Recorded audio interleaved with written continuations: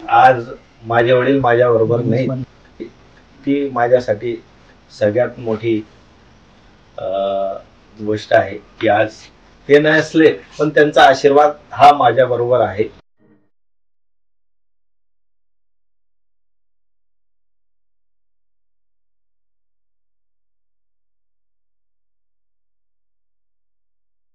ब्रह्मा विष्णू महेश जसं आहे तसे माझ्या जीवनातले हे तीन आहेत, ब्रह्मा विष्णू महेश. आदरणीय नाईक साहेब, आदरणीय माणिकराव दादा आणि आदरणीय बटेसिंग दादा. त्याच्यामुळे मी या तिघांना विसरू शकत. या नवापूर विधानसभा मतदारसंघ असो का नंदुरबार लोकसभा मतदारसंघ असो, या नंदुरबार लोकसभा मतदारसंघासाठी त्यांनी जीवाचं रान केलं. परिवार समजून त्यांनी सगळ्या समाजाची, जनतेची, सर्व जाती धर्माची त्यांनी सेवा केली आणि त्याचं नक्कीच ही जनता दादांना एक श्रद्धांजली म्हणून मला आशीर्वाद मिळेल. आणि जेव्हा सांगितलं की साहेब हा कारखाना सोडवून आणेल, तेव्हा त्यांच्या डोळ्यात अश्रू आले की हा परिश्रमाने त्यांनी उभा केलेला कारखाना आहे आणि तो सोडवायच्यासाठी बरेच प्रयत्न करतो आहे, तर त्याचा आशीर्वाद मला आहे. राजकारणामध्ये आणण्यासाठी खरं असेल तर माझी बहीण होती, त्या बहिणीने मला या राजकारणामध्ये आणलं. तिने सांगितलं की भाऊ तू ये. मी म्हटलं नाही ताई, तू राजकारणात आहेस मग माझी काही गरज. ती म्हटली नाही, एक से भले दो. तू जर आला तर मला अजून एक भाऊ तर आहेत, पण मला एक राजकीय याच्यामध्ये काम करण्यासाठी मला एक अजून माझा दुसरा हात तयार होऊन जाईल, म्हणून तू माझ्या बरोबर ये. तर हळूहळू माझ्या बहिणीने मला या राजकारणामध्ये ओढलं आणि हळूहळू मी त्याच्याकडे आदर्शी लागलो. त्यांनी सांगितलं हो मी तुला सगळ्या ठिकाणी मदत करेन, पण त्यांनी कुठेही मला मदत केली नाही. शेवटी मलाही माझं राजकीय वलय आहे, मलाही कुठेतरी मी फक्त माझ्या वडिलांच्या जागेवर त्या ठिकाणी मागत होतो की खासदारकी माझ्या वडिलांची होती, तशी मला खासदारकीमध्ये आपण सहकार्य करावं, मदत करावं, कारण नेते तुम्ही आहे, तर तुम्ही मला साथ दिली पाहिजे. आणि तेव्हा त्यांच्याकडनं ती साथ मिळाली नाही. आणि आजही जनताला माहिती आहे ते फक्त यूज अँड थ्रो करणारे आहेत, लोकांचा वापर करणारे आहेत, लोकांना सोडून देणारे आहेत. त्याच्यामुळे मी त्यांच्यापासून हात धरावं. नमस्कार सस्नेह, जय महाराष्ट्र. मी कामिनी देसले आणि आपल्या सर्वांचेच बोल बिंदास या युट्यूब चॅनलवर हार्दिक स्वागत आहे. जिल्हा व राज्याचेच नव्हे तर संपूर्ण देशाचे एकमेव रेकॉर्ड ब्रेक करणारे खासदार म्हणजेच माणिकराव गावित साहेब. आज आपण त्याच माणिकराव गावित साहेब यांचे सुपुत्र एवढीच ओळख नसून तर स्वबळावर स्वहिमतीने माणिकराव गावित साहेब यांचा कार्याचा वारसा जोपासत आहेत. परिस्थिती कितीही बिकट असली तरी देखील खंबीर नेतृत्व असणारे अशीच त्यांची ओळख आहे. नवापूर विधानसभा मतदारसंघात हजारो बहिणींना लाडकी बहीण योजनेचा लाभ मिळवून देणारे एकमेव भरत गावित साहेब हे आपल्यासोबत आज बोल बिंदास या युट्यूब चॅनलवर उपस्थित आहेत. सर्वप्रथम मी आपल्या बोल बिंदास युट्यूब चॅनलवर भरत गावित साहेब आपले खूप खूप स्वागत करते. नमस्कार. मुलाखतीच्या सगळ्यात पहिल्या टप्प्यात माझा तुम्हाला प्रश्न आहे की आपण अजितदादा पवार यांचाच पक्ष का निवडला? अजितदादा यांचा पक्ष निवडायचं त्यामागचं कारण म्हणजे स्वतः अजितदादा. अजितदादांचं नेतृत्व हे सर्वसामान्यांना मान्य आहे आणि सर्व स्तरातील लोकांना, जाती धर्माच्या लोकांना जवळून घेऊन चालणारे आणि शब्दाला जागणारा, बोललेलं शब्द पूर्ण करणारा व्यक्तिमत्व म्हणजे अजितदादा. म्हणून मी त्यांच्याशी जोडला गेलो, आकर्षित झालो दादांकडे. नवापूर विधानसभा मतदारसंघामध्ये आपण विधानसभेच्या रणांगणात उतरलेला आहात आणि आपल्याला उमेदवारी ही अजितदादा पवार यांच्या राष्ट्रवादीकडून घड्याळ या चिन्हाकडून आपल्याला मिळालेली आहेत. पण जनसामान्यांमध्ये फिरत असताना आपल्याला जनतेचा प्रतिसाद कसा मिळत आहे? जनतेचा प्रतिसाद हा एकदम चांगल्या पद्धतीने मिळत आहेत. कारण मी याच्या अगोदरसुद्धा 2019ची निवडणूक मी ही लढवली होती आणि त्यावेळेचा प्रतिसाद आणि आताचा प्रतिसाद याच्यामध्ये बराचसा फरक आहे. याच्यामध्ये स्वतःहून लोक आकर्षिले जात आहेत, स्वतःहून लोक जुळत जात आहे, कारवा वाढत जात आहेत आणि प्रामुख्याने भगिनी या जास्त करून मला भेटण्यासाठी फार उत्सुक असतात की आमचा लाडका भाऊ आलेला आहे आणि त्या भाऊला आम्हाला मदत करायची आहे. म्हणजे प्रतिसाद फार चांगला आहे ताई. या विधानसभेमध्ये तुमच्या समोर आजी माजी हे सर्व आमदार उभे आहेत, तर मग तुम्ही लोकांना तुमचे मत कसे पटवून देणार आहेत किंवा लोकांनी तुम्हाला मत का दिले पाहिजे? बघा, याच्यामध्ये आजी आणि माजी जे उमेदवार आहेत त्याच्यामध्ये जर बघायला गेलं तर शरददादा गावित यांनासुद्धा जनतेने संधी दिली होती आणि त्यांच्या कार्यकाळामध्ये ज्या पद्धतीने कामं व्हायला पाहिजे होती किंवा विकास व्हायला पाहिजे होता तो विकास काही झालेला नाही. आणि त्याच्यानंतर शरददादा हे पूर्णतः राजकारणामधनं अलिप्त झालेत. फक्त जेव्हा राजकारण येतं, इलेक्शन येतं, तेव्हाच त्या पिरियडमध्ये ते 2-4-6 महिने ॲक्टिव्ह असतात. अन्यथा ते ॲक्टिव्ह नसतात. कुठेही कार्यक्रमामध्ये, धार्मिक कार्यक्रम असो, सांस्कृतिक कार्यक्रम असो, सुखादुःखामध्ये ते कुठं जास्त फिरताना दिसत नाही. आणि दुसरी गोष्ट म्हणजे सध्या जे विद्यमान आमदार आहेत शिरीषदादा नाईक, या शिरीषदादांच्या कार्यकाळामध्ये 5 वर्षामध्ये जी कामं झाली पाहिजे होती ती कामं झाली नाही. जनतेची भ्रमनिराश झाला. फक्त काँग्रेस म्हणून निवडून दिलेलं आहे आणि काँग्रेसचा सिम्बॉल म्हणून आज शिरीषदादा आहेत. पण वास्तुशः शिरीषदादांनी ग्राउंड लेवलवर काही कामं झालेले नाही. त्यांचा आमदार निधी हा दूरपर्यंत लोकांपर्यंत माहिती नाही लोकांना की आमदार निधीमधनं एखादं काम झालं असेल असं. त्यांनी फक्त आणि फक्त स्ट्रीट लाईटचा विचार केला आणि त्या स्ट्रीट लाईटमध्ये काय होतं काय नाही ते आपल्याला कळतं. त्यांनी फक्त लोकांना उजेड दाखवला, पण खाली जो अंधार आहे तो त्यांना दिसलाच नाही. रस्त्यावरचे असंख्य खड्डे आजही त्याची साक्ष देत आहेत. म्हणून मला या दोघांसमोर उभं राहण्याचं मला विचार आला की कुठंतरी आपल्याला जनता जनार्दनाला न्याय द्यायचा आहे आणि विकासाचे कामं करायचे आहे. म्हणून मी या गोष्टीकडं राजकारणात उतरलो. नवापूर विधानसभामध्ये आदिवासी साखर कारखाना जो आहे तो बंद पाडल्याचा आरोप आपल्यावर शरद गावित व विरोधकांकडून केला जातो आहे. तर मग यावर आपण काय सांगणार? ताई, याबद्दल मी एवढंच सांगू इच्छितो की हा 25 वर्ष कारखाना विद्यमान आमदार जे शिरीषदादा नाईक आहेत त्यांनी एकमुखी हा कारखाना चालवला. आणि हा कारखाना चालवत असताना या कारखान्यावर जसं त्यांनी लक्ष दिलं गेलं पाहिजे तसं त्यांच्याकडनं लक्ष दिलं गेलं नाही. शेतकऱ्यांच्या त्यांनी कधी मिटिंगा घेतल्या नाही, आमसभा त्यांनी कधी घेतली नाही. ज्या पद्धतीने मासिक मिटिंगा व्हायला पाहिजे होत्या डायरेक्टरांच्या, सदस्यांच्या, त्या त्यांच्याकडनं झाल्या नाहीत. आणि हा कारखाना आज ज्या पद्धतीने येऊन ठेपलेला आहे तर त्यांनी कोरोनाच्या काळामध्ये हा कारखाना डायरेक्ट त्यांनी कराराने दुसऱ्या द्वारकाधीश कारखाना म्हणून आहे जो एक व्यापारी आहे त्या व्यापाऱ्याला त्यांनी हा कारखाना कराराने देऊन दिला. तर कुठंतरी हा कारखाना 25 वर्ष चालवत असताना शिरीषदादांकडनं त्यांना ते नियोजन जमलं नाही. त्यांना या कारखान्यासाठी जवळजवळ आज त्या कारखान्यावर 90 कोटी रुपये कर्ज आहे आणि हे सर्व शिरीषदादांच्या कार्यकाळामध्ये झालेलं आहे. आणि त्या कारखान्याला कुठंतरी चांगले दिवस यावे यासाठी मी खास करून निवडणुकीच्या रिंगणामध्ये उभा राहिलो. पहिल्यांदा 25 वर्षामध्ये पहिल्यांदा ताई या ठिकाणी ही निवडणूक आमची आदिवासी कारखान्याची लागली. आत्तापर्यंत लोकांना कल्पना नव्हती की ह्या कारखान्यामध्ये सुद्धा इलेक्शन होतं. लोकांना असंच वाटायचं की हा कारखाना नाईक साहेबांचा आहे, शिरीषदादांचा आहे. पण जेव्हा हे इलेक्शन लागलं तेव्हा लोकांना समजलं की अरे हा तर सहकारी तत्वावर चालणारा कारखाना आहे.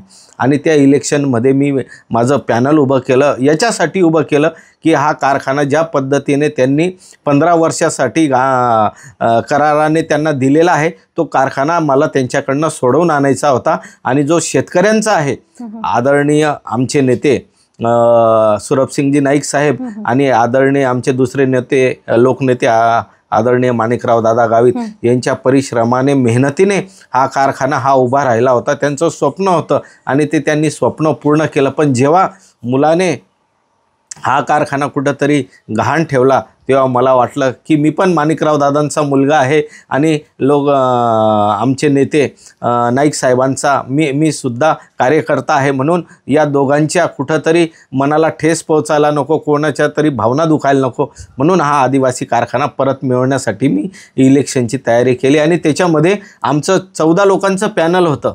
14च्या 14 लोक आम्ही त्या ठिकाणी निवडून आलो. आणि त्या ठिकाणी 25 वर्ष ज्यांनी कारखान्याचं चेअरमन पद भोगलं होतं त्यांना या ठिकाणी आमचा एक सामान्य कार्यकर्त्याने हरवलं.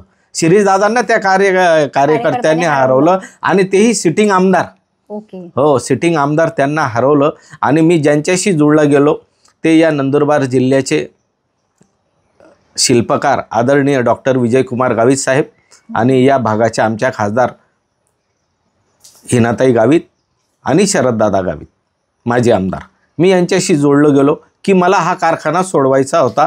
हा कारखाना ज्या पद्धतीने कराराने दिलेला होता हा कारखाना सोडवण्यासाठी मला कुठल्या तरी मोठ्या व्यक्तिमत्वाची, राजकीय व्यक्तीची मला गरज होती. आणि त्यांनी सुद्धा कुठंतरी या गोष्टीसाठी माझा त्यांनी वापर करून घेतला असं मला एकंदरीत वाटतं आहे की ज्या पद्धतीने हा कारखाना सोडवण्यासाठी त्यांनी मला आश्वासित केलं होतं की केंद्राकडनं राज्याकडनं NCDCकडनं आम्ही तुम्हाला कर्ज मंजूर करून देऊ, या कारखान्याला प्रोडक्ट म्हणजे उत्पादनाचे साधनं याला मिळतील, डिस्लरीचा होईल, इथेनॉलचे प्रोजेक्ट आपण या ठिकाणी आणू आणि बऱ्याचशा आदिवासी विभागाकडनं अजून आपल्याला भांडवल शेअर्स वाढवता येतील, सभासदांची संख्या वाढवता येतील, यासाठी मला बऱ्याचशा गोष्टींसाठी त्यांनी मला शब्द दिलेला होता. पण ते कुठंतरी शरद गावित यांनी ते शब्द पाळले नाही आणि कुठंतरी आज जो कारखाना आहे ज्या पद्धतीने ते बघत आहेत की हा कारखाना बंद पडेल असं म्हणता आहेत, विरोधक म्हणता आहेत. पण ताई, मी आपल्या समोर जनतेला आश्वासित करू इच्छितो की हा कारखाना कदापि बंद पडू देणार नाही. जोपर्यंत आमच्या जीवामध्ये जीव आहे तोपर्यंत हा कारखाना हा उभा राहील. हा आदिवासींचा आत्मा आहे. आदिवासी समाजाच्या नावाने हा संपूर्ण एशिया खंडामधला आदिवासी सहकारी साखर कारखाना म्हणून नावाजलेला आहे आणि ते नाव आम्ही कदापि खाली पडू देणार नाही. याच्यासाठी वाटेल ती आम्हाला किंमत मोजावी लागली तरी चालेल आणि त्याच अनुषंगाने मी आदरणीय अजितदादा पवार साहेब यांच्याकडे आकर्षीला गेलेलो आहोत. मी या प्रसारमाध्यमाच्या माध्यमातनं मी जनतेला आणि सगळ्यांना सांगू इच्छितो की मी आदरणीय अजित पवार साहेबांशी जोडला गेलेलो आहोत आणि हा कारखाना पुनश्च आदिवासी लोकांच्या समाजाच्या शेतकरी बांधवांच्या ताब्यात दिल्याशिवाय मी राहणार नाही. तसं मी अजितदादांची या विषयी चर्चा केलेली आहे. पण नेमकं इलेक्शन आलेलं आहे आणि इलेक्शन तोंडावर आलं असताना काही गोष्टी आमच्यातनं त्या होऊ शकणार नाही. पण हा कारखाना चालू राहील, हा कारखाना बंद पडणार नाही. शेतकऱ्यांचा जो ऊस उभा आहे हा ऊस तुटल्याशिवाय राहणार नाही. प्रत्येक शेतकऱ्याला न्याय मिळेल एवढंच या निमित्ताने सांगतो. आणि हा कारखाना 100% चांगल्या पद्धतीने चालेल. हा त्यांच्याकडनं कराराने होता, तो करार आम्ही कॅन्सल करू. सरकारकडनं हा करार आम्ही कॅन्सल करायला लावू आणि स्वबळावर हा कारखाना चालू आणि उत्पादनाची साधनं वाढतील. उत्पादनाची साधन वाढली म्हणजे कारखान्याचा नफा होईल. कारखान्याचा नफा झाला म्हणजे नक्कीच शेतकरी बांधवांना आम्ही 3000च्या पुढं भाव या आदिवासी कारखाना नक्कीच देईल. हे मी आपल्याला आपल्या माध्यमातून आश्वासित करतो. कारखाना कदापि बंद पडणार नाही आणि पडू देणार नाही. या गळीत हंगामासाठी जे हंगामी कर्मचारी आहेत त्यांनासुद्धा आम्ही सूचना केलेल्या आहेत की या दिवाळीच्या 2-3 दिवसानंतर तुम्ही कामावर या, प्रत्येक गटावर जा, प्रत्येक गटाचं तुम्ही नियोजन करा आणि ज्या हंगामी पद्धतीने तुमचे कागदपत्र आहेत ते आमचे MD आहेत महाजन साहेब त्यांच्याकडे तुम्ही जमा करा. तुमचा दर महिन्याला वेळेवर तुमचा पगार होईल आणि शेतकऱ्यांचा सुद्धा ऊस तुटेल. त्याच्यामुळे हे जे विरोधक म्हणत आहेत की कारखाना बंद पडेल, अजिबात कारखाना बंद पडणार नाही. कारखाना हा अजून चांगल्या पद्धतीने जोमाने चालू करू हे नक्कीच सांग. आपल्या नवापूर विधानसभा मतदारसंघामध्ये अनेक असे सिंचन प्रकल्प आहेत आणि त्याद्वारे आपल्याला पाणी पुरवठा देखील प्रचंड प्रमाणात आहे या मतदारसंघामध्ये. पण तरी देखील शेतकऱ्यांपर्यंत तो पाणी पुरवठा पोहोचला जात नाही. तर यामागचे नेमके कारण काय आहेत किंवा कोण जबाबदार असू शकतो? ताई, याला जबाबदार तर जे स्थानिक आमचे लोकप्रतिनिधी आहेत. त्याच्यामध्ये जे मागच्या टर्मला निवडून आले होते शिरीषदादा, त्यांनी पण याच्याकडे दुर्लक्ष केलं. त्याच्या अगोदर शरददादा गावित हे पण या ठिकाणी त्यांनी सुद्धा प्रतिनिधित्व केलं. पण या दोघांकडनं या ठिकाणी जसं पाहायला गेलं तसं लक्ष देता आलं नाही. जर खरं सांगायचं म्हणजे तर शिरीषदादांना 5 वर्षांनी त्यांचे अजून 5 वर्ष मागचे असे 10 वर्ष त्यांना मिळाले. कारण त्यांचे वडील आमचे नेते आदरणीय सुरभसिंगजी नाईक साहेब हे सुद्धा निवडून आले होते. पण त्यांच्या वयाप्रमाणे आणि त्यांना तब्येत बरी नसल्यामुळे तो सगळा कारभार शिरीषदादा बघायचे आणि ते मागचे 5 वर्ष आणि हे 5 वर्ष असे 10 वर्ष शिरीषदादांना मिळाले. पण या दोघी आमदारांनी आमच्या सिंचनाकडे लक्ष दिलं नाही. जे सिंचनाचं जे पाणी आहे, इतके आमच्याकडं डॅम आहे, त्या डॅमचं पाणी जर शेतकऱ्यापर्यंत पोचलं असतं तर हा तालुका आज नक्कीच सुजलाम सुफलाम झाला असता असं मला वाटतं. म्हणून मला येणाऱ्या या निवडणुकीच्या दरम्यान मी लोकांना तेच सांगतो आहे की सगळ्यांनी जनता जनार्दनाने मायबापने जर मला आशीर्वाद दिला तर सगळ्यात पहिले मी सिंचनासाठी काम करेल. आणि जे 12 शेतकरी आहेत ज्यांना आज त्यांच्या शेतामध्ये मुबलक पाणी आहेत, ते ज्या पद्धतीने ऊस पिकवू शकता आणि विविध प्रकारचे आज त्यांच्या शेतामध्ये ते पिकं घेत आहेत. जे कोरडवाहू शेतकरी आहेत ते बिचारे फक्त पावसाळ्याच्या पाण्यावरती पावसाळी शेती ते करत आहेत. त्यांनासुद्धा बारामाही शेती करण्यासाठी हा माझा मानस आहे. जेवढ्याही पाटचाऱ्या आहेत त्या सगळ्या पाटचाऱ्यांचं पाणी त्या शेतकऱ्याच्या बांधापर्यंत पोहोचवण्याची जबाबदारी माझी आहे. आणि आमचं ते स्वप्न आहे की हा नवापूर तालुका सुजलाम सुफलाम झाल्याशिवाय राहणार नाही. जसं शिरपूर पॅटर्न आहे, आदरणीय आमचे नेते अमरीशभाई पटेल यांनी त्यांच्या शिरपूर पॅटर्नप्रमाणे त्यांच्या भागामध्ये जो विकास केलेला आहे तोच मानस घेऊन मलासुद्धा आमच्या नवापूर तालुक्यामध्ये नवापूर पॅटर्न आम्हाला घडवायचं आहे. शेतकरी बांधवांना पाणी द्यायचं आहे आणि त्याच्यासाठी अजितदादांसारखा दुसरा महाराष्ट्रात, उभ्या महाराष्ट्रात तसा नेता नाही की तो इतकी मदत करू शकेल. म्हणून मी अजितदादांकडे त्या पद्धतीने ओढलं गेलो ताई, आणि ते नक्कीच मला या मतदारसंघासाठी जास्तीत जास्त निधी मिळवून देऊ शकतील असं मला मानस आहे. येणाऱ्या काळातले आपले जे विजन आहे ते नक्कीच यावेळेच्या विधानसभेत या मतदारसंघातले जे पण कोणी वोटर्स आहेत ते नक्कीच आपली दखल घेतील व वोटिंग करताना आपला नक्की विचार करतीलच. पण नवापूर मतदारसंघामध्ये जवळच खूप कनेक्टिव्हिटी आहे, जसे की रेल्वे महामार्ग, राष्ट्रीय महामार्ग आहे किंवा जवळच गुजरात हे राज्य आहे. पण पाहिजे तेवढे उद्योगधंदे नाहीयेत किंवा रोजगार निर्मिती होत नाहीये. तर मग यामागे नेमकी कारणे काय असू शकतात? स्थानिक आमदारांवर आपण दोष टाकू शकतो का की त्यांच्यामुळे? हो ताई, कसं आहे की स्थानिक आमदारांची पण ही महत्त्वाची भूमिका असते. कारण लोकप्रतिनिधी म्हटला म्हणजे हा राष्ट्रीय लेवलचा तो एक नेता असतो आणि ज्या पण योजना आहेत किंवा जे पण उद्योगधंदे आहेत त्या उद्योगधंद्याला चालना ही या व्यापारी बांधवांकडनं असते. आणि व्यापारी बांधवांना त्या पद्धतीचं राज्यांकडनं त्यांना संरक्षण मिळालं पाहिजे, त्या पद्धतीचं त्यांना जर त्या ठिकाणी उद्योगधंद्यासाठी त्यांना पाठबळ मिळालं पाहिजे आणि त्यांच्या विविध बैठका त्यांनी घेतल्या पाहिजे, त्यांना त्या ठिकाणी येण्यासाठी त्यांना प्रवृत्त केलं पाहिजे. पण तसं आमचे या दोघीही माजी आमदारांनी, शरददादा असतील किंवा शिरीदादा असतील, या दोघांनी तसे कुठलेही प्रयत्न केले नाही. त्याच्यामुळे आमच्याकडं हे राष्ट्रीय महामार्ग आहे, दुहेरी रेल्वेकरण आहे, पण अजूनपर्यंत आमच्या भागामध्ये जसं उद्योगधंद्यांना चालना मिळाली पाहिजे ती मिळत नाही आहे.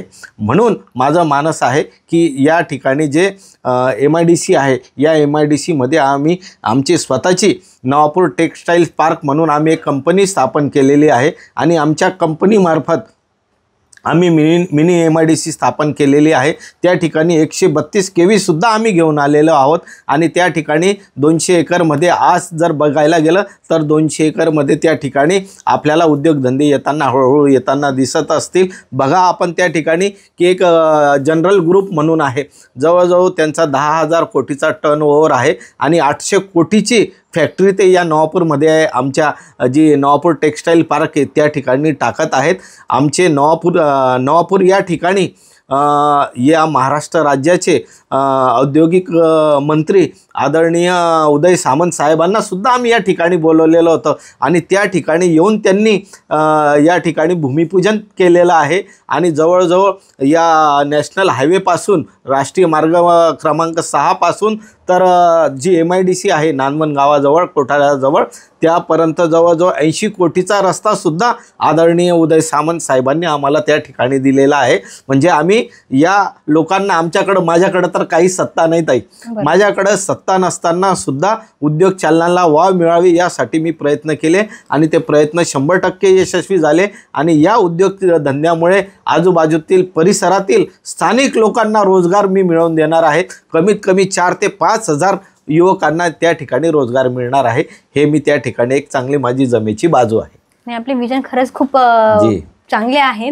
पण जेव्हापासून महायुतीचे सरकार आलेले आहे तर जवळपास त्यांनी 38 अशा योजना आणलेल्या आहेत विविध प्रकारच्या, जसे की लाडकी बहीण योजना, लाडका भाऊ योजना किंवा मोफत गॅस सिलेंडर, वीज माफ, अशा विविध योजना आहेत. तर मग या योजनांमार्फत येणाऱ्या या विधानसभेत काही फायदा होऊ शकतो? हो मग ताई, 100% नक्की त्याचा फायदा होणार आहे.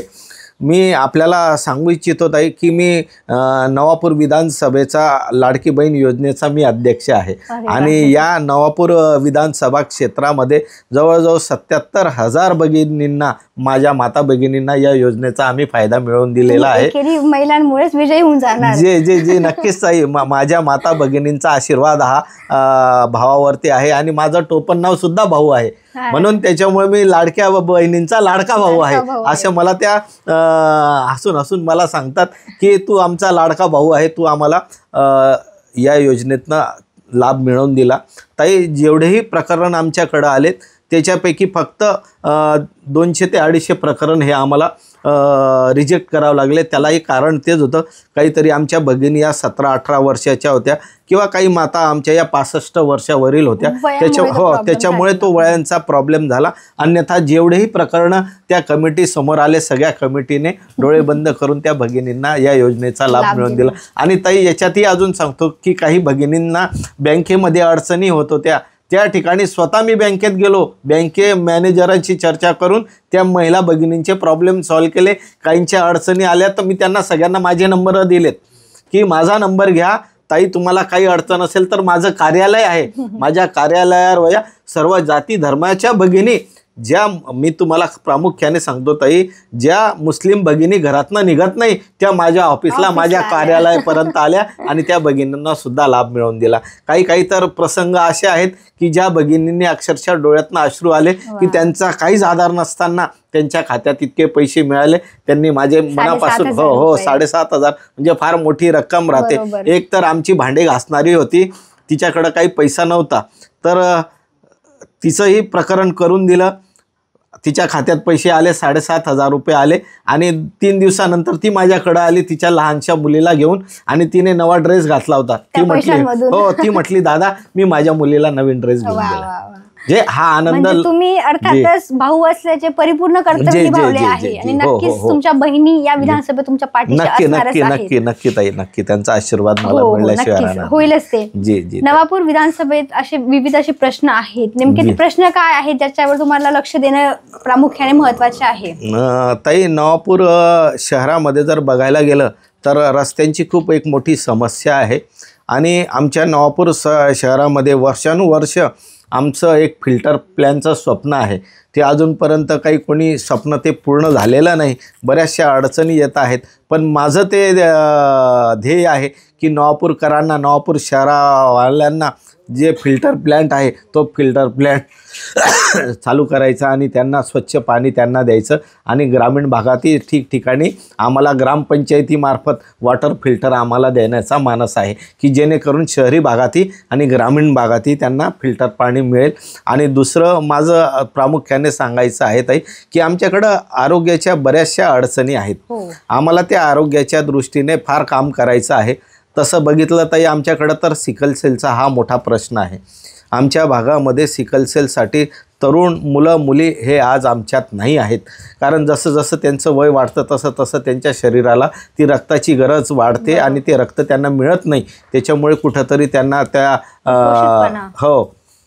कुपोषण आणि त्या सिकल सेलच्या याच्यावर आम्हाला काम करायचं आहे. आणि ताई, दुसरी महत्त्वाची गोष्ट म्हणजे आज आमचं जर नवापूर बघितलं तर हे नॅशनल हायवे जे राष्ट्रीय महामार्गालगत आहेत, दुहेरी रेल्वेकरण आहेत, इथं नेहमीच छोटे मोठे अपघात हे घडत असतात आणि अशा वेळेस आमच्या इथं रुग्णवाहिका ही नाही आहे. कोरोनाच्या काळामध्ये ताई आम्हाला भयंकर त्रास झाला, भयंकर. आमच्यातले जवळचे लोक काही गेलेत, पण त्यांना घरापर्यंत पोहोचवण्यासाठी आमच्याकडं वाहनच उपलब्ध नव्हतं, रुग्णवाहिका नव्हती. मग अशा वेळेस आम्ही आमच्या मित्रांच्या सहकार्याने कोणाचा टेम्पो, कोणाची पे रिक्षा असं करून आम्ही ते शेव त्यांच्यापर्यंत पोहोचवलं आणि तेव्हापासून मनामध्ये कुठंतरी जाणवतं आहे की आरोग्याची सेवा आपण चांगल्या पद्धतीने दिली गेली पाहिजे. आणि याच्यासाठी माझी येणाऱ्या दिवसामध्ये जर जनता जनार्दनांचा मायबापचा आशीर्वाद राहिला आणि आमदार म्हणून जर आलो तर सगळ्यात पहिले या नवापूर तालुक्यासाठी आरोग्याचा प्रश्नासाठी रुग्णवाहिका ही मी त्यांच्यासाठी मी दाखल करेल की जेणेकरून कुठल्याही रुग्णाचा जीव जाणार नाही. टाईमवर त्याला ती रुग्णसेविका मिळाली, त्याला कार्डिओलॉजिक जर व्हॅन असेल तर त्याला मुंबईपर्यंत, सुरतपर्यंत, धुळ्यापर्यंत, नाशिकपर्यंत पोहोचवण्याची ती व्यवस्था आमची राहणार आहे. बरोबर. तर हा एक माझा तो दृष्टिकोन आहे. इथं आमचं ड्रामा केअर सेंटर आहे, ते 3 वर्षापासून त्यांचं भूमिपूजन झालेलं आहे. तेही चालू झालं नाही, त्याचा पाठपुरावा करतो आहे. येत्या दिवसात ते ड्रामा केअर सेंटरसुद्धा लवकरात लवकर चालू होईल. त्याच्यात कुठेही अडचण येणार नाही आणि जनतेची जेवढी जास्तीत जास्त सेवा करता येईल तेवढ्या करण्याचा प्रयत्न करेल. ताई, मी करोनाच्या काळामध्ये पूर्ण नवापूर शहराला, ग्रामीण भागाला जिथं जिथं माझी गरज होती तिथं मी पोचण्याचा प्रयत्न केला. त्यांच्यासाठी आम्ही ते काढा विशिष्ट बनवले, त्यांना तो काढा पाजला आणि त्याच्याने बऱ्याचशा लोकांच्या प्रकृतीत सुधारणा झाली, त्यांचे जीव वाचले. बरेचसे मजूर हे आमचे गुजरात राज्यात गेले होते. गुजरात राज्याहून महाराष्ट्रात येत असताना बाँड्रीवर त्यांना अडचणी होत्या, त्या ठिकाणी आम्ही कॅम्प लावले, त्यांना जेवणाची व्यवस्था केली, राहण्याची व्यवस्था केली, या सगळ्या सुखसोयी केल्या. ताई, माझं इथं बाजूलाच पॉली हाऊस होतं त्या टायमाला. त्या पॉली हाऊसमध्ये माझी सिमला मिरची होती आणि त्यावेळेस नवापूरमध्ये लॉकडाऊन झाला. 8-8 दिवस लोकांना खायला प्यायला काही मिळत नव्हतं. ठीक आहे, मोठ्या माणसाकडं काहीतरी तो डाळ वगैरे बनवून खाईल, पण जो रोज कमवणारा माणूस आहे, जो दिवसा कमेल आणि रात्री त्याची चूल चालेल, असे असंख्य परिवार आमच्या या शहरामध्ये आहेत. अशा लोकांना काही भाजीपाला मिळण्याचं कारण नव्हतं. माझ्या शेतामध्ये सिमला मिरची होती. मी प्रत्येकाच्या घरी 2-2, 3-3 किलो सिमला मिरची ही दिली, जेणेकरून त्यांच्या घरीमध्ये, परिवारामध्ये त्यांना 2-3 दिवसाचं जेवण करता येईल. ही माझी सेवा होती ताई. हे मी कोणावर उपकार केले नाही, हे आमचं कर्तव्य आहे. हो, कारण या जनतेने माझे वडील लोकनेते माणिकराव दादा यांना सतत 9दा निवडून दिलेलं आहे. त्याच्यामुळे या जनतेला आम्ही कधी विसरू शकत नाही. यांनी अनंत उपकार आमच्यावरती केलेले आहे. राजकीय क्षेत्रामध्ये आज जर माझ्या वडिलांचं जे अभिमानाने, चांगलं गर्वाने नाव निघत असेल तर याच्यामध्ये या नंदुरबार लोकसभा मतदारसंघाची जनता आहे. त्याच्यामुळे त्यांची सेवा ही आम्हाला करत राहावी लागणार आहे आणि भविष्यात अजून चांगलं करण्याचा प्रयत्न करायचा. आणि बघा, जनतेसाठी सगळ्यात मोठा, जगण्यासाठी महत्त्वाचा प्रश्न असतो तो म्हणजे आरोग्य. तुम्ही आरोग्यावर जास्त भर देता, म्हणून ही जनता आपल्या नक्कीच दखल घेणार आहे या विधानसभेत. पण तुमचे या राजकारणातले 2 विरोधक आहेत, त्यांच्याबद्दल आपण काय सांगणार? ताई, माझ्या जीवनातले तसे विरोधक तर कोणीच नाही आहे. ही आमची जी पण असते ती मैत्रीपूर्ण लढत असते. पण राजकारणामधले विरोधकही काही वेळेस आपले मार्गदर्शक बनू शकतात आणि मी त्या दोघांना माझे राजकारणातले काही गोष्टींमुळे मी त्यांच्याकडनं शिकतो आहेत की त्यांच्याकडनं जे चुकलेलं आहे ते मला राजकारणामध्ये दुरुस्त करायचं आहे. त्यांच्याकडनं जी सेवा झाली नाही ती सेवा मला जनतेची करायची आहे. म्हणून ते जरी माझे विरोधक जरी असले पण येणाऱ्या निवडणुकीमध्ये त्यांच्यापेक्षा मला चांगलं काम करायचं आहे आणि त्यांच्यापेक्षा जास्त सेवा ही जनतेची मला करायची आहे. त्याच्यामुळे राजकारणामध्ये विरोधक वगैरे हे असतात, पण तेही काही वेळेस आपल्याला मार्गदर्शक ठरू शकतात, असं माझं व्यक्तिगत मत आहे. म्हणून मी येणाऱ्या दिवसामध्ये नक्कीच या नवापूर तालुक्याचा कायापालट केल्याशिवाय राहणार नाही. नवापूर मतदारसंघामध्ये अशा कोणत्या गोष्टी आहेत किंवा कामं आहेत जे व्हायला पाहिजे होतात पण अजून झालेले नाहीत, म्हणजे तुम्हाला आता करायचे आहेत?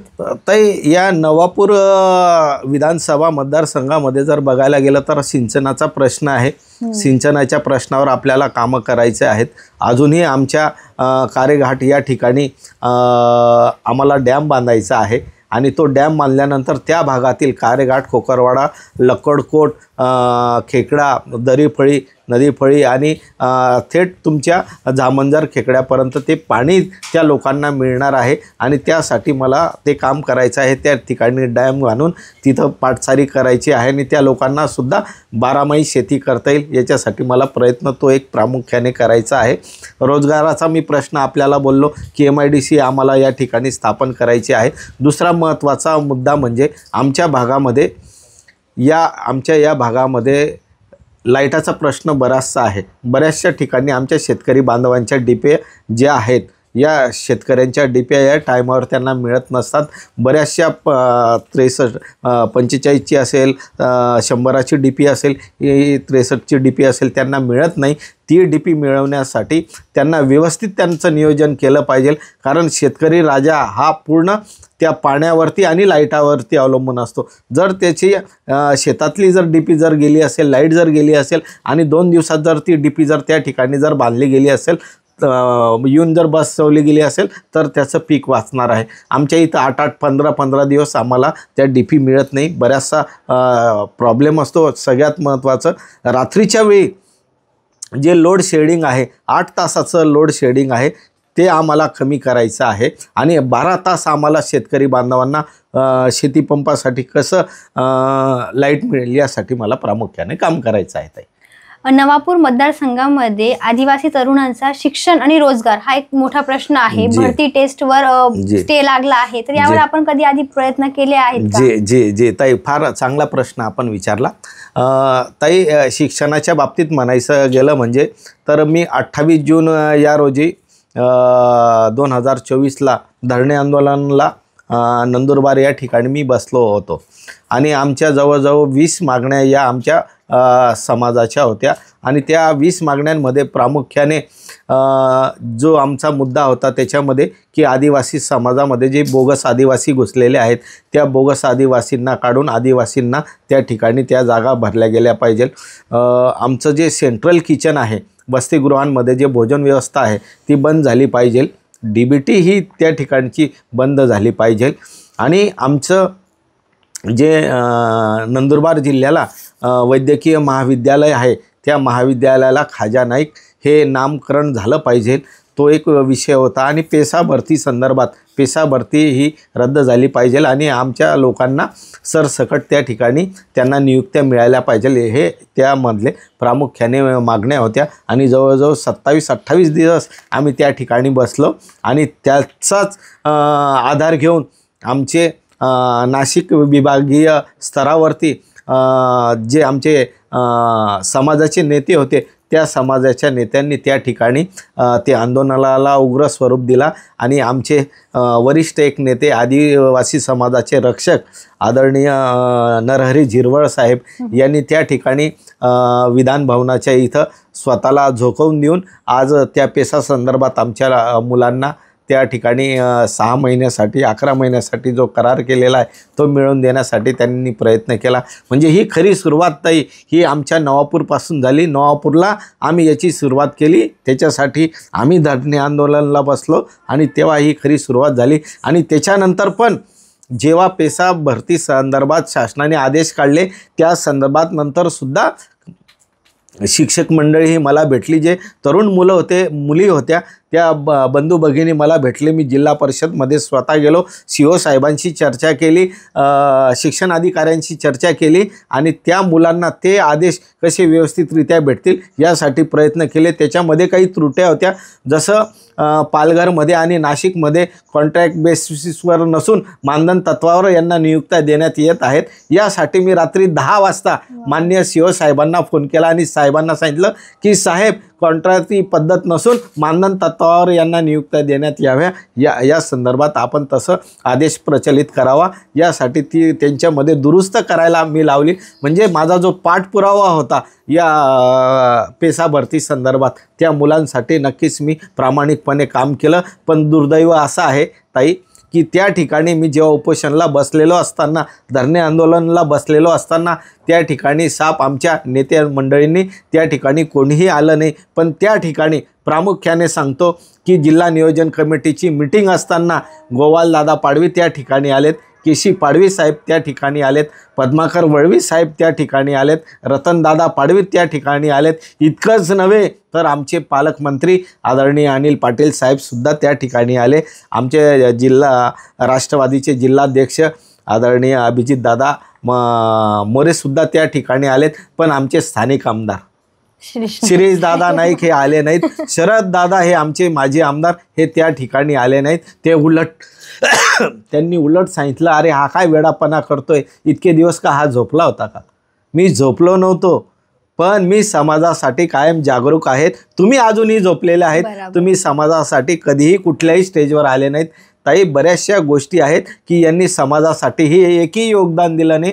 आमच्या शिरीष दादांनी तर 5 वर्षामध्ये एकही प्रश्न आदिवासींचा प्रश्न त्या विधानसभेमध्ये मांडलेला नाही.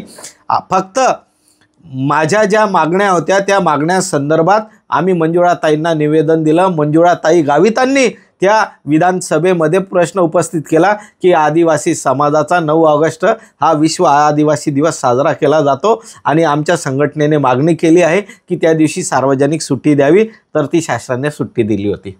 त्याबद्दल शासनाचेही आभार मानतो. पण कुठेही आमच्या आमदाराने एकही शब्द समाजाबद्दल काढलेला नाही. निष्क्रिय एकदम पद्धतीचे आमचे आमदार आहे. कधीही त्यांना समाजाची पडली नाही. फक्त पंजाच्या जीवावर ते निवडून आलेले आहे. बाकी त्यांचं कार्य काही नाही. लोकहिताचे त्यांनी काही काम एकही कामं केले नाही. लोकहिताचे कामं झालेलेच नाही. आता वळूया आपल्या मुलाखतीच्या दुसऱ्या टप्प्यामध्ये, ते म्हणजेच पर्सनल लाईफ. तर राजकीय गप्पा तर होतच राहतील, पण आता नेमके भरत भाऊसाहेब गावित हे नेमके काय, म्हणजे त्यांच्या आयुष्यामध्ये काय आहे पर्सनल लाईफमध्ये, तर आपण ते आपल्या जनतेला जाणून घेऊया. तर माझा तुम्हाला सगळ्यात पहिला प्रश्न असा आहे पर्सनल ओपिनियनमध्ये, की यावेळेस आपण आपले जे वडील आहेत माणिकराव गावित साहेब, तर यांच्याशिवाय तुम्ही ही विधानसभा लढवता आहे, तर मग कुठेतरी तुम्ही त्यांना नक्कीच मिस तर करतच असणार. पण मग काय वाटतं तुम्हाला, काय भावना आहे, तुम्ही त्यांच्याशिवाय मतदार म्हणजे ही निवडणूक लढवता आहेत? ताई, तुम्ही प्रश्न विचारला, भावनिक प्रश्न विचारला. खरंच आहे की आज माझे वडील माझ्याबरोबर नाहीत. एक ती माझ्यासाठी सगळ्यात मोठी गोष्ट आहे की आज ते नसले पण त्यांचा आशीर्वाद हा माझ्याबरोबर आहे आणि त्यांनी जे केलेलं कार्य ते आज माझ्याबरोबर आहे. त्यांनी या नवापूर विधानसभा मतदारसंघ असो का नंदुरबार लोकसभा मतदारसंघ असो, या नंदुरबार लोकसभा मतदारसंघासाठी त्यांनी जीवाचं रान केलं. परिवार समजून त्यांनी सगळ्या समाजाची, जनतेची, सर्व जाती धर्माची त्यांनी सेवा केली आणि त्याचं नक्कीच ही जनता दादांना एक श्रद्धांजली म्हणून मला आशीर्वाद मिळेल हे असं मला वाटतं. माणिकराव गावित साहेबांनी आपल्याला नेमका असा कोणता गुरुमंत्र दिलेला आहे की त्यानुसार तुम्ही आता एवढी मोठी विधानसभा एकटे लढवता आहात? ताई, गुरुमंत्र वडिलांनी देण्यापेक्षा माझे वडील एकदम साधारण होते. माझ्या वडिलांबद्दल सांगायचं झालं म्हणजे परमेश्वराची आपण काही कल्पनाच करू शकत नाही. माझ्यासाठी देव होता, गॉड होता, मार्गदर्शक होता, मित्र होता, सगळे माझ्यासाठी. माझे वडील होल अँड सोल होते, अष्टपैलू व्यक्तिमत्व होते आणि जो त्यांच्याजवळ गेला तो त्यांना आकर्षिला जायचा, असं दादांचं व्यक्तिमत्व होतं.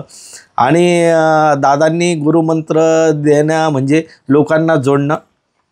आपली जी समाजामधली भावना आहे, समाजाबद्दलची जी आपुलकी आहे, समाजाला जेवढं आपल्याला देता येईल तेवढं द्यायचं, काम करायचं, प्रामाणिकपणे काम करायचं, एकनिष्ठतेने राहायचं. कोणावरही अन्याय आपल्याकडनं होणार नाही, प्रत्येकाला न्याय देण्याची भूमिका ही ठेवायची, असं त्यांचं एक व्यक्तिमत्व होतं. आणि माझे वडील गांधीवादी विचारायचे होते. माझ्या वडिलांच्या मनामध्ये राग द्वेष या भावना काहीच नव्हत्या. त्यांच्या मनामध्ये फक्त ही खिलाडी वृत्ती होती आणि ती त्यांनी सांगितली की बेटा, इलेक्शन आहे, प्रत्येक आव्हान आहे, हे आव्हानाला सामोरे जायचं, कधीही घाबरायचं नाही. तू जर चांगला असेल, तुझं विचार चांगले जर असेल तर नक्कीच तू यशस्वी होशील, पुढं जाशील, हे दादांनी मला शिकवलं होतं आणि त्यांच्या पावलावर पाऊल ठेवून चालतो आहे. आजपर्यंत माझ्या वडिलांवर कुठलेही आरोप झाले नाहीत. माझे वडील निष्कलंक होते. इतिहास आठवतो की या इतिहासामध्ये संसदेमध्ये एकमेव माणिकराव दादा गावित आहेत की त्यांच्या साठी सर्व संसद एकमत झालं होतं आणि त्यांचाच मी वारसा घेऊन पुढं चाललेलो आहोत. त्याच्यामुळे येणाऱ्या दिवसामध्ये आपल्याला दूध का दूध, पाणी का पाणी हे दिसेल. कुठेही भरत गावित हा आरोपाच्या खाली दबला जाणारा नसेल. तो निष्कलंकपणे तो याच्यातनं बाहेर निघेल. त्याच्यासाठी वडिलांचा आशीर्वाद माझ्यावर. आपल्याला राजकीय वारसा तर मिळालेला आहे. आपले वडील माणिकराव गावित साहेब हे सलग 9 टर्म खासदार होते. ही पूर्ण देशामध्ये पहिल्यांदा असं घडलेलं आहे. पण मग त्या पलीकडे माणिकराव गावित साहेब हे तर खासदार होते, परंतु तुम्ही राजकारणात येण्याचा निर्णय कधी घेतला?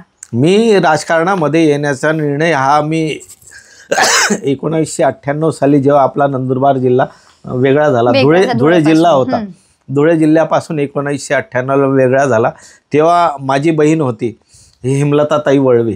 तिचंही फार नाव होतं आणि ताईने मला राजकारणामध्ये आणण्यासाठी खरं असेल तर माझी बहीण होती. त्या बहिणीने मला या राजकारणामध्ये आणलं. तिने सांगितलं की भाऊ तू ये. मी म्हटलं नाही ताई, तू राजकारणात आहेत, मग माझी काही गरज. ती म्हटली नाही, एक से भले दो, तू जर आला तर मला अजून एक भाऊ तर आहेच, पण मला एक राजकीय याच्यामध्ये काम करण्यासाठी मला एक अजून माझा दुसरा हात तयार होऊन जाईल, म्हणून तू माझ्याबरोबर ये. तर हळूहळू माझ्या बहिणीने मला या राजकारणामध्ये ओढलं आणि हळूहळू मी त्याच्याकडे आकर्षी लागलो. आजवरच्या संपूर्ण राजकीय आयुष्यामध्ये असा कुठला टर्निंग पॉईंट आहे तुमच्या आयुष्यामध्ये की तो तुम्हाला खूप असं भावनिक काही असू शकतो, काय असं आहे का टर्निंग पॉईंट? ताई, माझ्या जीवनातला एक टर्निंग पॉईंट हाच आहे की माझ्या वडिलांना 2007-08 मध्ये केंद्रीय गृहराज्यमंत्रीपद मिळालं होतं आणि त्यावेळेस माझ्या वडिलांवरती आरोप झाले होते की यांचे माफिया लोकांशी संबंध आहेत.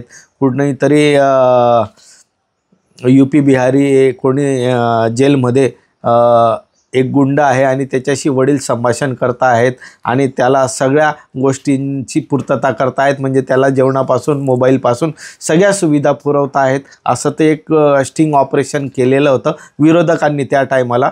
पण त्याच्यातनं माझे वडील सही सलामत सुटले. तेव्हाच्या संसदेमध्ये माझ्या वडिलांकडं जेव्हा हे सगळे आरोप झालेत आणि राजीनामा मागण्यासाठी मीडियामार्फत या सगळ्या गोष्टी झाल्यात, पण जेव्हा दुसऱ्या दिवशी संसदेमध्ये विरोधी पक्षनेत्या स्वर्गवासी सुषमा स्वराज मॅडम या तेव्हा विरोधी पक्ष नेत्या होत्या आणि राजनाथ सिंग कम्युनिस्ट पक्षाच्या वृंदा करात मॅडम, कम्युनिस्ट पक्षाचे प्रकाश करात सर, शरद यादव साहेब, लालू यादव साहेब, हे सोमनाथ चटर्जी साहेब, त्यावेळेस तर ते स्पीकर होते. हे सगळे त्या ठिकाणी असताना सगळीकडं असं ठरलं होतं की आता काँग्रेसचं सरकार पडून जाईल आणि एक मंत्र्याने हा सगळा घोटाळा केलेला आहे, माफियाशी याचे संबंध आहेत, म्हणून आता संसदेमध्ये वातावरण सगळं वेगळं होऊन जाईल. सगळ्यांना उत्सुकता कुतूहलता होती. पण जेव्हा सभागृहामध्ये हा विषय चर्चेला गेला तेव्हा स्वतः सुषमा स्वराज मॅडमांनी सांगितलं की ये माणिकराव दादा की आवाज़ नहीं है, माणिकराव गावित की आवाज़ में पहचानती हूँ. उनके 7 महीने 15 दिन हम प्रदेश के दौरे पे थे, मैं विदेश मंत्री थी तो वो टीम में मेरे साथ थे, तो मैं हर तरह से गावित साहब को पहचानती हूँ, दादा को पहचानती हूँ. ये इनकी आवाज़ नहीं है. मेरी तरफ से और पूरे सदन की तरफ से आपको हम पूरी क्लीन चिट देते हैं और दादा आप अपना पद का इस्तीफा भी मत दीजिए, आप अपना काम चालू रखिए. जेव्हा ते सगळं टीव्हीवर बघून मी भारावलो की एका सामान्य परिवारातला माणूस ज्याचा कोणीच गॉडफादर नाही, ज्या नवापूरमध्ये ग्रामपंचायतीपासून तर त्या पदापर्यंत पोचण्यासाठी माझे वडिलांनी दिवाचं रान केलं, रात्रीचा दिवस केला. म्हणजे की परिवारातले सदस्यसुद्धा माझी मोठी बहीण त्याच्यात चालली गेली तरी माझ्या वडिलांनी न डगमगता त्या समाजाची सेवा केली आणि तिथपर्यंत पदावर पोचल्यानंतर ही संपूर्ण देश त्यांना क्लीन चिट देतो आहेत. तर माझ्या जीवनातला तो कुठला तरी एक टर्निंग पॉईंट होता की काम राहावं तर असं राहावं आणि मुलगा व्हावा तर याचा. हा, तेव्हापासून आपले मी कॉलर ताट झाले की कोणीही म्हणतं तुम्ही कोणतं, मी गर्वाने सांगतो मी माणिकराव दादांचा मुलगा. अभिमान वाटतो. हो, अभिमान वाटतो, गर्व वाटतो की त्या अशा एका प्रसंगाने दादांना एक खरंच दादा म्हणजे माणिक आणि माणिक सारखा तेच त्यांचं निघून आलं. त्यांच्या नावाप्रमाणे त्यांची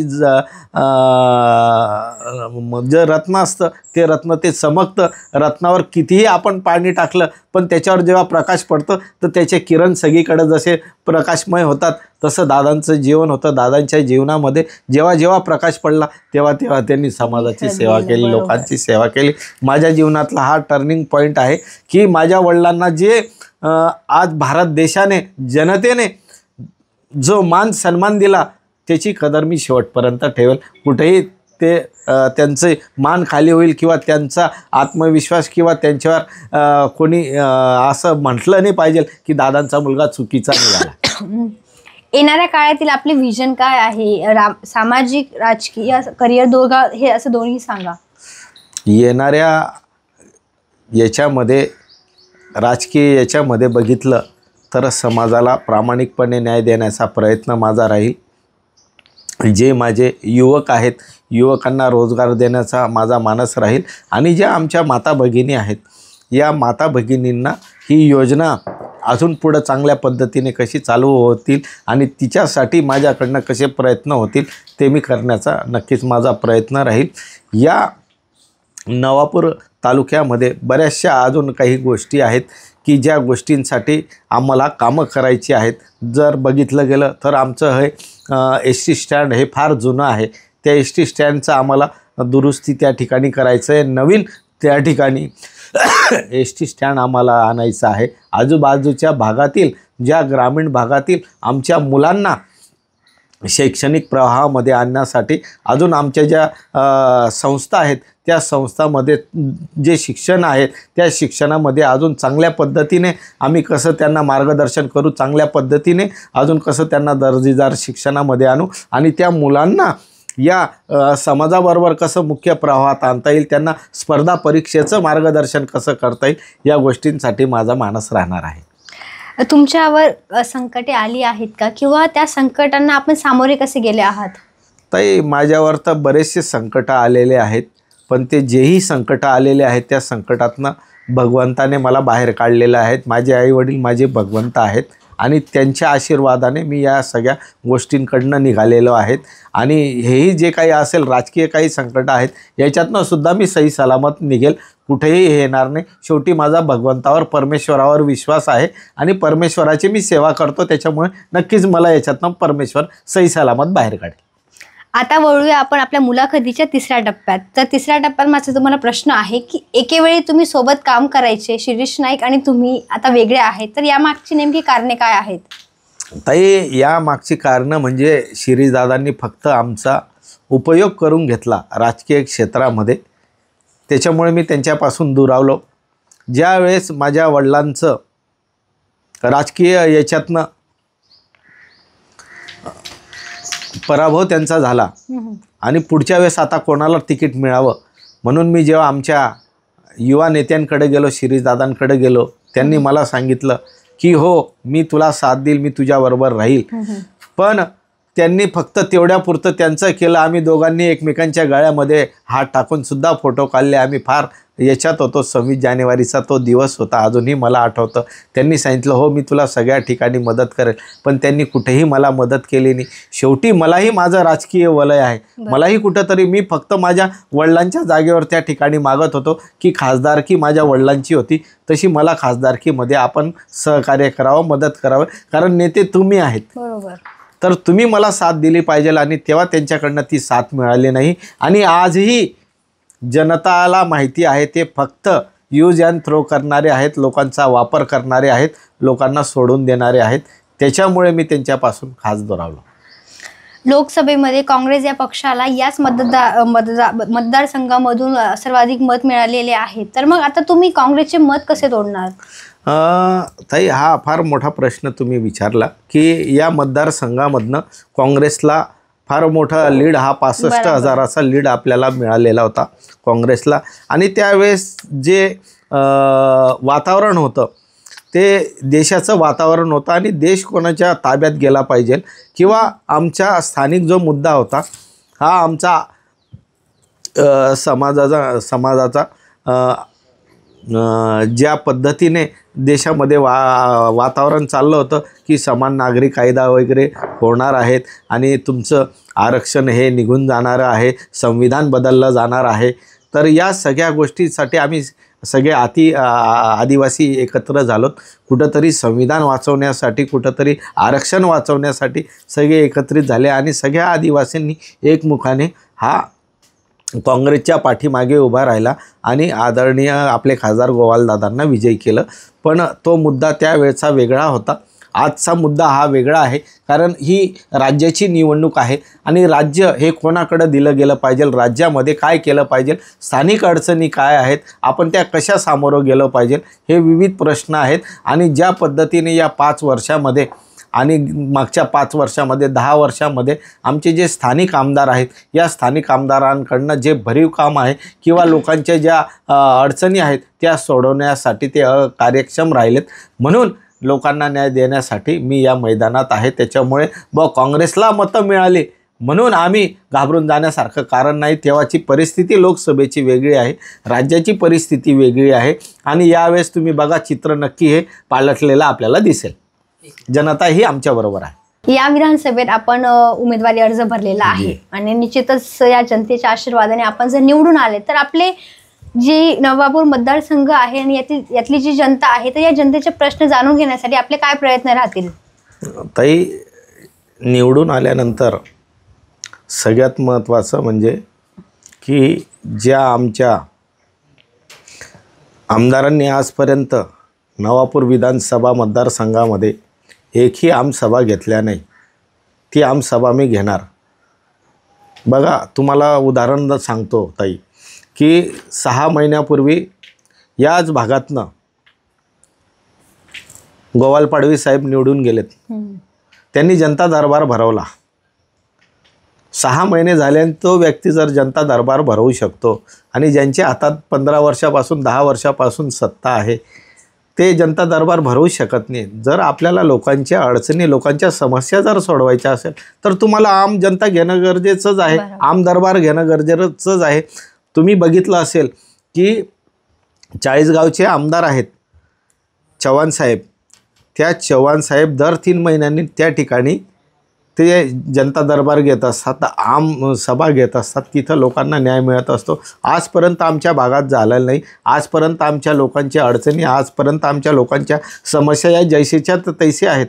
आजही मी तुम्हाला सांगतो की हिस्से वाटणीसाठी सुद्धा ज्या ठिकाणी काही लागत नाही त्या ठिकाणी कुठंतरी कोणाला तरी आपल्याला विश्वासात घ्यावं लागतं, तेव्हा ते कामं होतात.